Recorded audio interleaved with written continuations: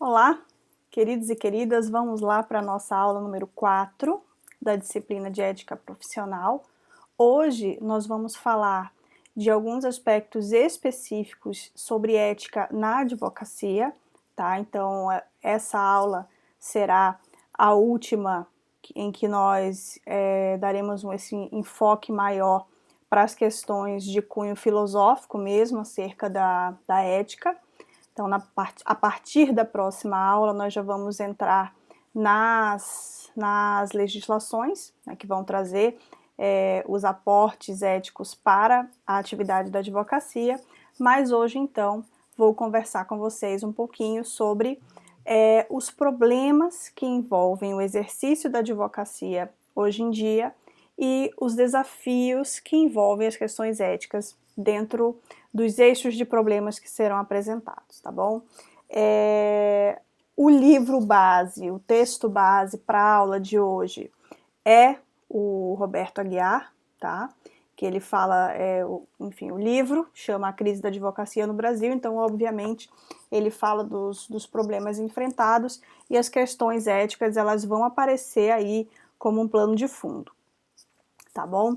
Então, basicamente, enfim, ele aprofunda um pouco mais nessa parte dos problemas, mas eu trouxe alguns aspectos mais específicos que eu acredito que tem maior relação com a nossa disciplina para a gente trabalhar hoje, tá bom?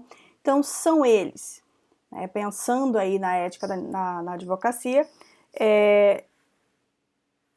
vamos dar o enfoque, então, nos problemas epistêmicos, os problemas antropológicos, os problemas educacionais e os problemas políticos, tá? Então, se vocês derem uma olhadinha no livro dele, que eu coloquei aí para vocês no drive da turma, ele traz uma série de outros questionamentos, de outros problemas que ele observa como inerentes à atividade da advocacia atualmente, né? Lembrando que atualmente, entre aspas, porque o livro foi publicado, essa edição, pelo menos em 1991. Então, existem algumas coisinhas que vão aparecer aí, mas que a gente sabe que já foram bastante modificadas ao longo do tempo, como vocês vão ver quando a gente for falar nesses assuntos específicos, tá bom? Então, vamos começar aqui falando acerca desses problemas epistêmicos. O que é um problema epistêmico? É um problema relacionado à epistemologia. E o que é a epistemologia? É justamente a ciência do conhecimento, a forma de fazer conhecimento. Então, o objeto da epistemologia é o conhecimento humano, né? Então, quando nós pensamos como isso pode ser um problema para a ética na advocacia, o que nos deve vir à mente? Nos deve vir à mente a forma como nós construímos o conhecimento jurídico dos nossos advogados, né, dos nossos profissionais da área jurídica. Então é isso que o Roberto Aguiar vai tratar no livro dele. Então trouxe aqui para vocês uma citação em que ele dá uma visão resumida da coisa, em que ele diz o seguinte: ó, o advogado brasileiro é formado por uma estrutura escolar coimbrã, em que o contexto, a história, as ciências humanas e a teoria do conhecimento são desprezados, emergindo como única forma possível, em termos didáticos, aquela aula discursiva, respaldada em manuais ou apostilas, apresentando análises requentadas e superficiais no direito positivo brasileiro, tá? Nem a testa, nem o contexto, apenas o texto. São palavras dele. Tá? Um texto mal lido e pior interpretado, já que o critério de leitura é um deslavado senso comum acaciano. Então, nesse sentido, o que a gente pode retirar daí de questões para a gente pensar acerca da ética? Que a forma como a gente, né, grosso modo, recebe o conhecimento, seja na universidade ou em outros cursos jurídicos, há uma vinculação muito grande ao formalismo, né, em detrimento do conteúdo, tá? Então, nós somos ensinados desde muito cedo. Claro que aí vai ter bastante exceções, porque felizmente nós temos professores hoje que já pensam de forma diferente ao que era há uns anos atrás. Então, a gente vê que isso vai começando a ser modificado, né, quando a gente observa, então, pessoas que defendem uma forma diferente de produzir o conhecimento jurídico, tá bom? Então, esse seria o que ele trata como problema epistêmico, e isso vai se refletir lá na parte educacional, como a gente vai ver daqui a pouco, né? Dentro ainda desses problemas epistêmicos, ele coloca a forma como a sociedade ela se relaciona com os advogados, né? Então, no geral, há aquele respeito pela figura do advogado, porque se crê que o direito e as instituições jurídicas, incluindo a atividade que o advogado exerce, são os responsáveis, né? O direito e essas instituições são os responsáveis pelo equilíbrio da sociedade. Então, a nossa sociedade, né, ocidental, e aí pensando no contexto brasileiro, ela dá um valor muito grande para as instituições jurídicas. Por quê? Porque se entende que as relações sociais elas não são assim, né, muito suficientes para garantir a paz social. A gente ainda depende muito. E isso se reflete, depende muito das instituições judicantes, né? E isso se reflete no alto grau de judicialização dos conflitos que nós temos no Brasil. Então, tudo hoje em dia a gente resolve no judiciário, né? Qualquer coisa, enquanto que em outros países a gente observa sistemas de resolução de conflitos que funcionam de forma diferente, não com esse enfoque excessivo como há no judiciário hoje em dia. Então, existe essa visão da sociedade com relação aos advogados. E aí nós temos também, ele pontua, né, como um problema epistêmico, o excesso do positivismo e na prática jurídica, né? Então há uma ênfase muito grande na textualidade, né? Então a gente tem os brocardos jurídicos, né? Então, o que não está nos autos não está no mundo.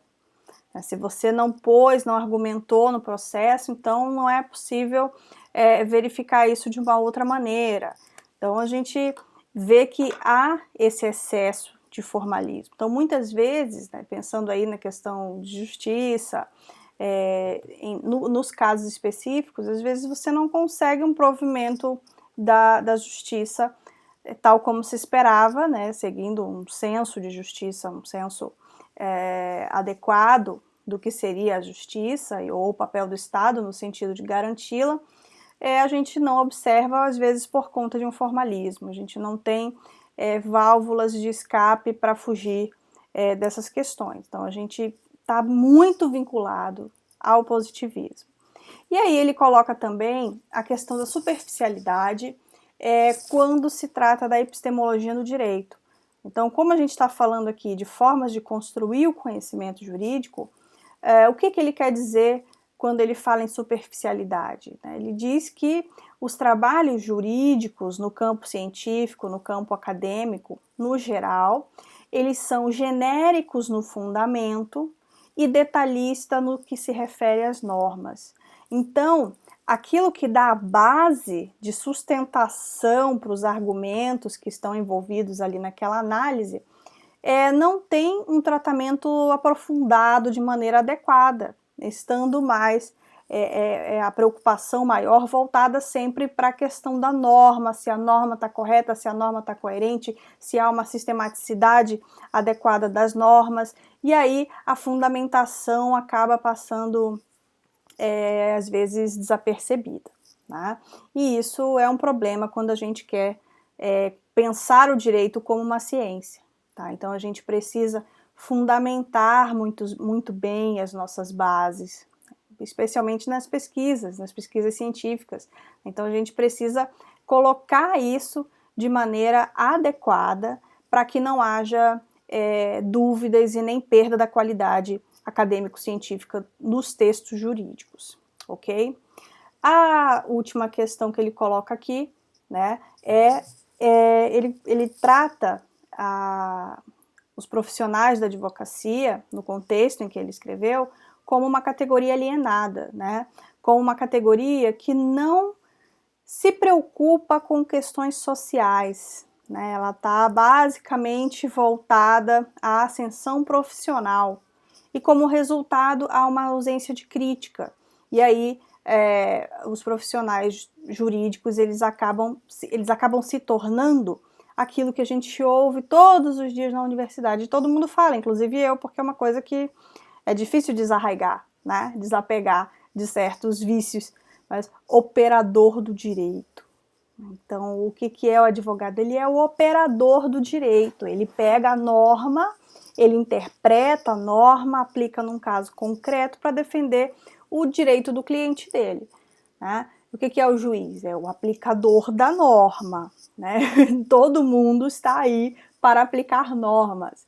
E isso pode ser prejudicial quando a gente está pensando em caminhar para uma sociedade que busca uma justiça, que busca o bem comum, porque por vezes o excesso de formalismo ele não ajuda, apesar de ser necessário, né, o formalismo, a segurança jurídica para que as instituições funcionem. Então, qual que é a crítica dele? A crítica do autor é no sentido de que a gente não consegue evoluir nesse sentido, né? Então, a gente sabe que tudo que a gente constrói enquanto instituições dentro das sociedades, às vezes são necessárias, a gente precisa passar por tudo isso. Mas e aí? As instituições elas não evoluem? Então, para vocês pensarem assim mais concretamente, fazer um paralelo com a questão carcerária, né? Então, assim, a gente só consegue resolver nossos problemas com prisão? Será que não tem outras formas? Por que a gente não consegue pensar em alternativas para isso, né? Então, a gente, no que se refere à profissão da advocacia, né, a gente precisa começar a pensar em outras formas também de exercê-la e de cumprir a função social que lhe é inerente, ok? E aí não sermos mais taxados de categoria alienada que não se preocupa com nada. Tá ok? Vamos lá.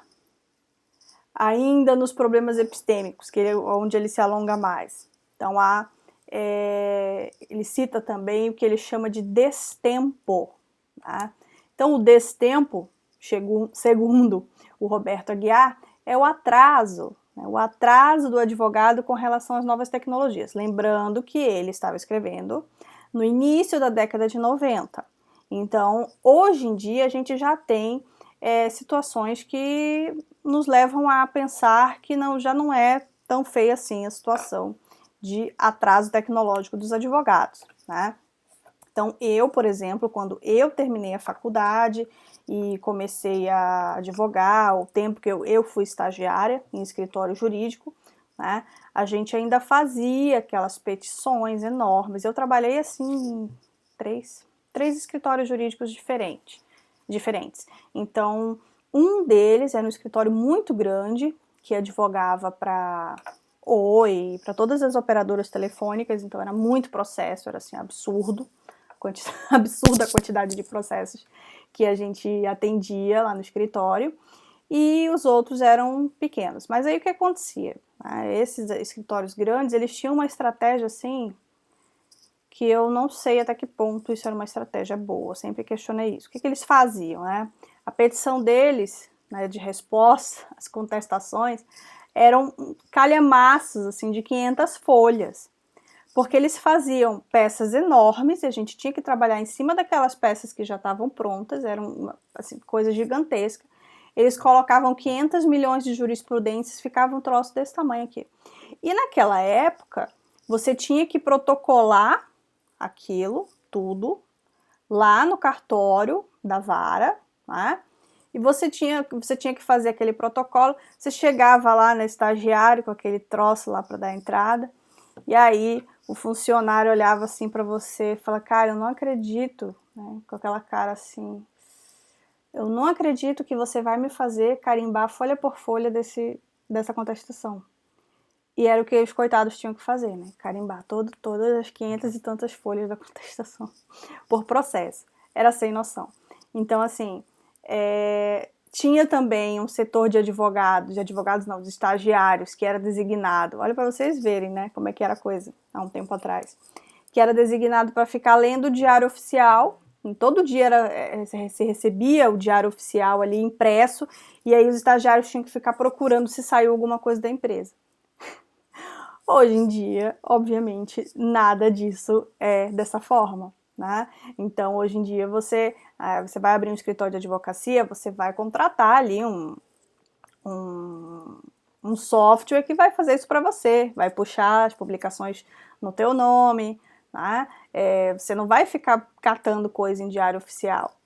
Para dar entrada nos processos, tudo online, né? Até as audiências agora, por conta da pandemia, tem lugar fazendo audiência online. Então, assim, mudou, né?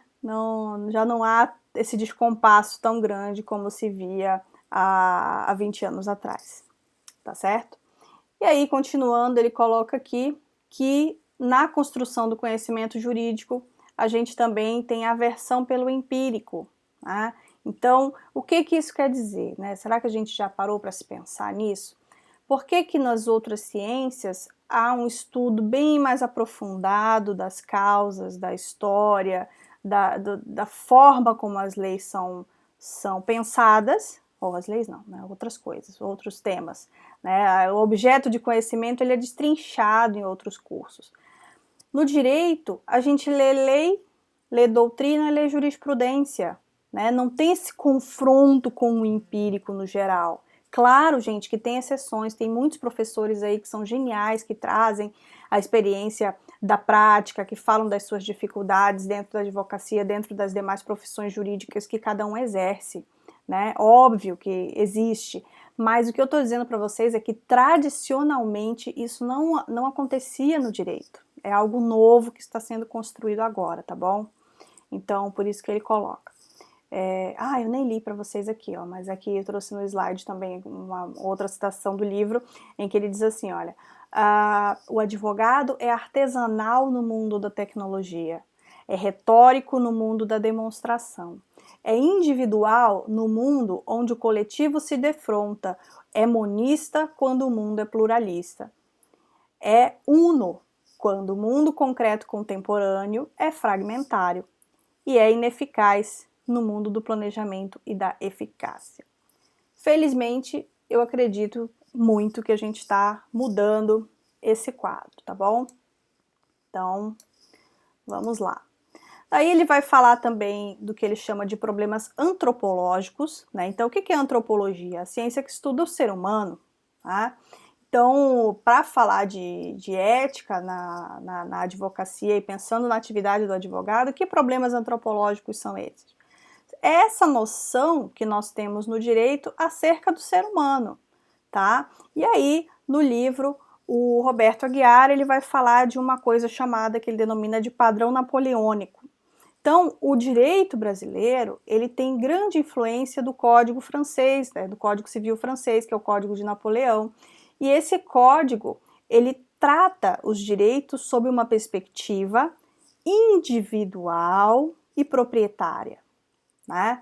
E se nós formos pensar, qual que é o contexto brasileiro, né? Então, a formação do Brasil, a quantidade, a diversidade de povos e de comunidades que nós temos aqui, que não necessariamente têm o mesmo modo de vida, né? E aí eu puxando a brasa para a sardinha dos povos indígenas, das comunidades tradicionais, que são inúmeras, tá? Então o nosso direito, ele não foi feito pensando no coletivo, ele foi feito com um padrão individualista do Código Napoleônico. E isso nos traz alguns problemas, porque a gente não consegue muitas vezes pensar fora dessa caixa, tá? Então a gente, quando vai estudar direito indígena, por exemplo, né, tem um professor Carlos Marés, lá do Paraná, ele costuma dizer que os direitos indígenas são como grandes balões coloridos que a gente tenta enfiar dentro de uma caixa. Não cabe, né? É bem complicado, são formas de vida diferentes e que a gente tenta regular isso através de um direito monista, né? Que vê um lado da coisa só, né? Apesar da gente ter, na evolução do direito, muitas iniciativas que buscam trazer a diversidade para dentro das normas jurídicas, isso está acontecendo, porém acontece em passos curtinhos, não é verdade? Então, gente, ele vai dizer que essa nossa antropologia ela é do século passado. O sujeito de direito, aquele sujeito de direito abstrato e individualista, é fruto dessa visão. E que a gente precisa começar a pensar fora, né, pensando em outras possibilidades, aventando outras possibilidades, tá certo? Se a gente quiser chegar no ideal de bem comum. E aí, o autor também fala acerca dos problemas educacionais. Então, aqui vai ter bastante relação com os problemas epistêmicos, né, porque também tem a ver com a forma como a gente produz conhecimento jurídico das universidades, tá? Mas, entre as questões que ele traz no livro, eu destaquei essas três, que são, primeiramente, a visão dos cursos jurídicos como um investimento, né? E não como algo com que a pessoa se identifique, não, quero trabalhar com a justiça e tal, tal, tal. Geralmente não, né? Mas boa parte de quem opta pela carreira opta por conta do retorno financeiro, que acha que vai ter muito retorno financeiro sem muito esforço. Isso não é verdade, né? A quantidade de bacharel que nós temos aí prova que não é bem assim, não é simplesmente por você fazer um curso de direito que você vai ter a sua vida financeira garantida, né? Então isso é um mito que se formou, tanto é que, se eu não me engano, eu dei uma olhada mais cedo, mas para lembrar as coisas é uma tristeza. Mas existem mais de 1.200 cursos de direito no Brasil. Gente, é muito curso. Então, se você conversa com alguém do exterior, né, alguém de fora, alguém da Europa, pessoas até estranhas falam, nossa, mas por que tanta gente quer fazer direito no Brasil? Né? E grande parte dela não é porque quer trabalhar com questão de justiça, porque quer, né, trabalhar envolvendo... Não é nunca pelo ser, né? Nunca não. A maioria das vezes não é pelo ser, mas pelo ter. Isso traz problemas éticos que vão se desdobrar no exercício da advocacia lá na frente. A gente vai ver isso quando estiver tratando das normas específicas que regulam essa profissão no Brasil, tá bom?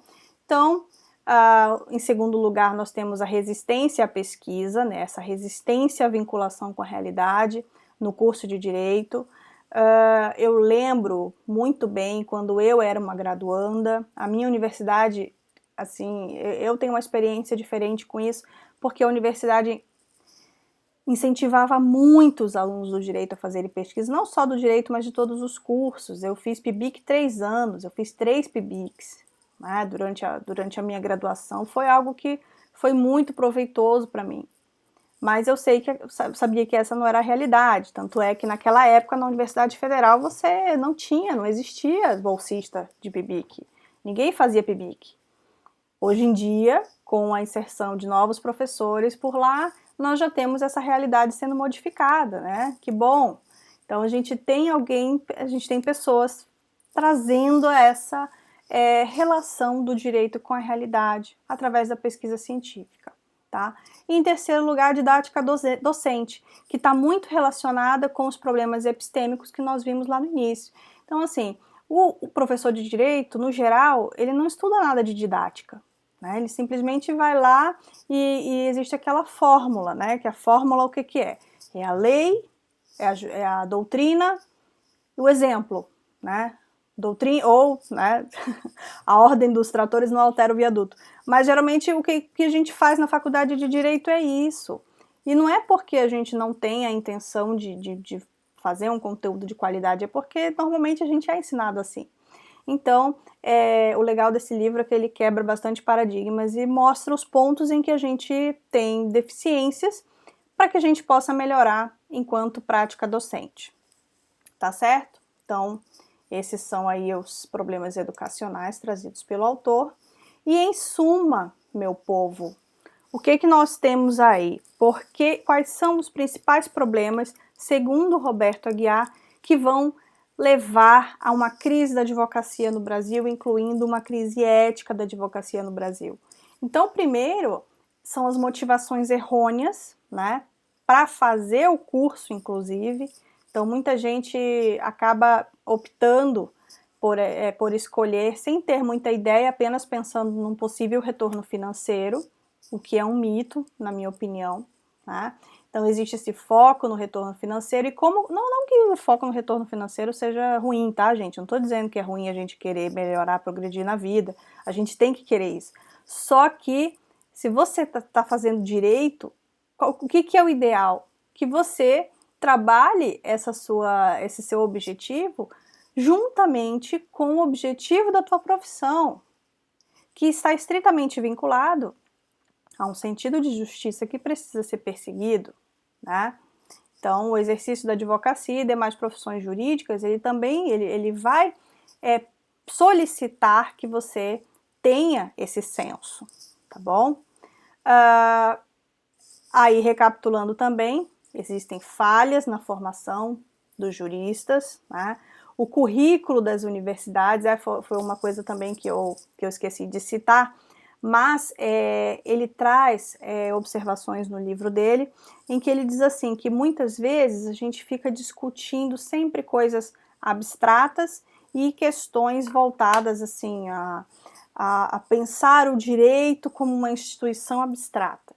E aí ele critica, por exemplo, que as universidades não tenham disciplinas voltadas para atender às suas demandas regionais, né? E ele cita lá a minha terra, Amazônia, em que as universidades não tinham disciplinas, né, de questões extremamente importantes para aquela região, como, por exemplo, né, direito ambiental, é algo recente, direito agrário, direito minerário.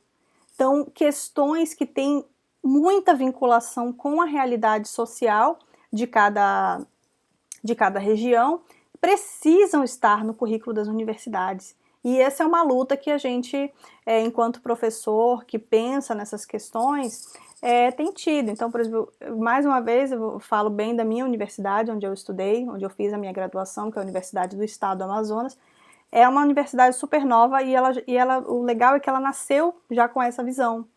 Então, por exemplo, direito ambiental, né, pensando que nós estávamos na Amazônia, eu tive 6 ou 7 disciplinas só voltadas para o direito ambiental. Então, a gente tinha meio ambiente 1, 2, 3, 4 e 5. Então, a gente estudava uma disciplina inteira sobre os aspectos da antropologia e meio ambiente.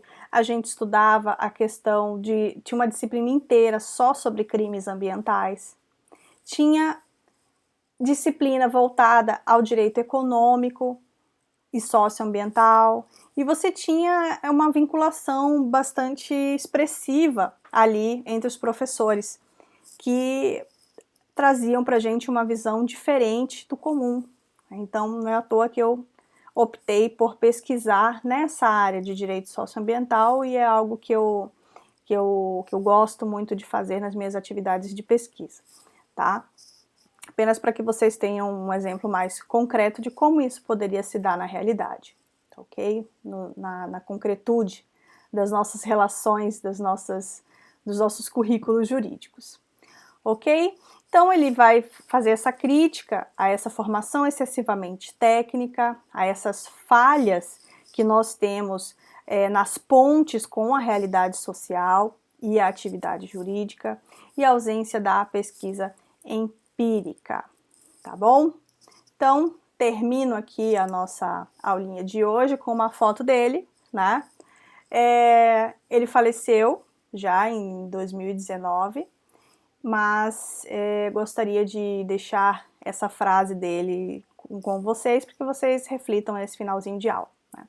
Os advogados vivem uma inadequação multifacética, que atinge seus fundamentos epistêmicos, sua concepção de ser humano, seu aprendizado, sua participação política, seus elos com as instituições e seu exercício cotidiano da profissão. Uma opção radical nos é posta. Ou nos mantemos como estamos, ou desaparecemos. Ou nos renovamos e voltamos a participar eficazmente como seus sujeitos. Tá certo? Então, termino nossa aula de hoje por aqui. Nos vemos na próxima aula para falar já a respeito do Estatuto da Advocacia. Tá ok? Um abraço, até mais!